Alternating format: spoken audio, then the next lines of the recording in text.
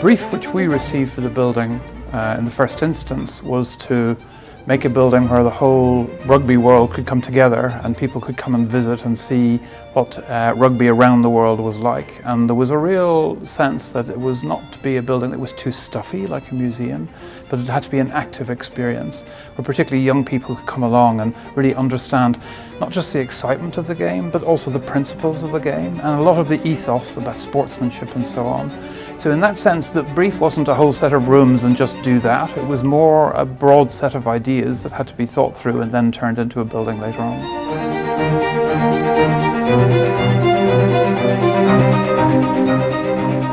Limerick is a city that has its own interesting architectural heritage. I always saw Limerick as being a brick city, but also I think that the 19th century development of Limerick is about a lot of these towers and spires, which we thought made it a very interesting part of the city. So what we wanted to do was think of a building that could be sitting within the street as a brick building, but also rise up and become one of the spires among all the other fine spires that the city has.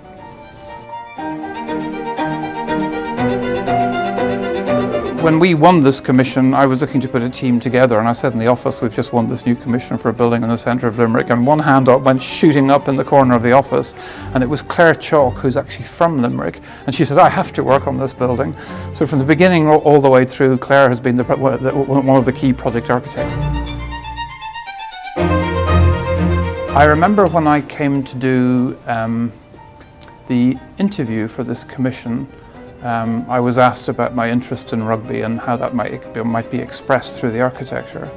And one of the things I said about rugby for me is that it's a game that's very much about, it's not necessarily about the individual, it's very much about people making bonds and groups. So a scrum is 8 people knitted together pushing against 8 others. A line out is an extraordinary dance followed by one person being elevated by all their colleagues way up into the air. But even down to pods and rucks and everything else, there's an extraordinary kind of choreography of people binding together to exert maximum force for a moment before moving on to the next version of that. And so the thing we wanted to say is it possible to have a building that really talks about that idea of binding together? And of course, binding together can be read in a different sense as well, because one of the things I love about rugby is the broader rugby community. And I have relatives, my sister lives in Tralee, and their family come up when there are away games. They come up and they meet friends of theirs from Toulouse or from other places. So taking that, we wanted a building that really showed its structure off and showed the way that all these individual bricks can bind together to make something that expresses all the forces that move through the building. So one of the things we were really interested in was this idea of the building expressing the sort of structural forces that go through it through the use of the brickwork and the vaulting. And you can see here that both the vertical walls have got this kind of, they're like sideways vaults where the walls themselves are arched. And then you have these larger vaulted roof forms coming down onto them. What we've tried to do is just to bring light down in between, so you really get the sense of the pattern of the brick bonding. You can see it as almost like a knitting or a weaving pattern. And once again, it's this idea of the bonds and the connections that are made between parts that make all the bits working together make the building strong. We're standing now just above the entrance portico to the building, and we thought it'd be great to have a bit of a balcony here. I know it's the international rugby experience, but I've seen these fantastic photographs when we had the European Cup final, and the O'Connell Street was completely full of people from Limerick watching it on the big screen. And I thought, wouldn't it be fantastic if at some point in the future, after a European Cup final, there was an open-top bus celebration going through O'Connell Street, that maybe the team could come up and actually celebrate from this position here. You could imagine the crowd down beneath and the team then meeting their supporters. So that was one of the reasons why we made this balcony. And it's made big enough for a full squad, as I'd say, while we have it this size.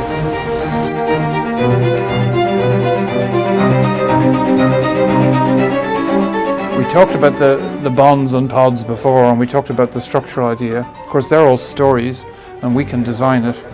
But it's a very demanding building to make.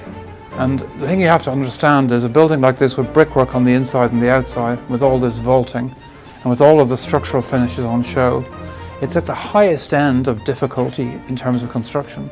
And as architects, we're always in the hands of the builder.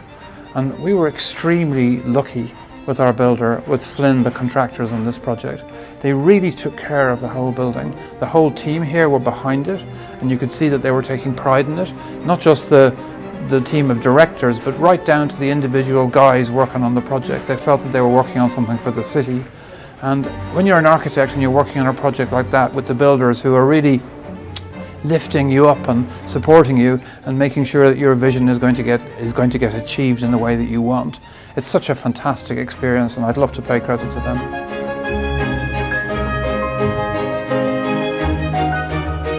So the building is mostly a brick building, and in modern days you often see brick buildings that are brick on the outside, but this is brick on the inside and out. It's a really tough, it's a really tough, solid building. And one of the key things about this in a tall building is you have to find a way of making a journey through the building. And I always think that people are led by light. If you think about it, we tend to naturally gravitate or move towards light. So there's a way in this building that you're pulled from darker spaces into lighter spaces, and you're given views out the back and out the front and up and down the street. So it's like a little kind of dramatic story that you're telling as you're bringing people through the building. And when it's finished, a lot of these spaces will have very immersive environments, which will be depending on digital media. And from time to time, we want people to walk out of those digital environments and stand there and go, "Oh God, there's O'Connell Street," or there's my house, or there's somewhere I know. So being led up, and then at the top, of course, the brightest space by far is the space at the very top. And the light works there in two ways. First of all, when you arrive to the top, you're in a big bright space and you can look to the horizon. But also, particularly in the evening time, it'll be a beacon in the whole city, because you'll be able to see into that space and you'll be able to see some of the exhibits from below. If there's an event on, you'll be able to see people at that event, and hopefully the ceiling will be lit up. So it'll be like a lighthouse for the city too, somewhere that people can look towards and feel like it's a centre point.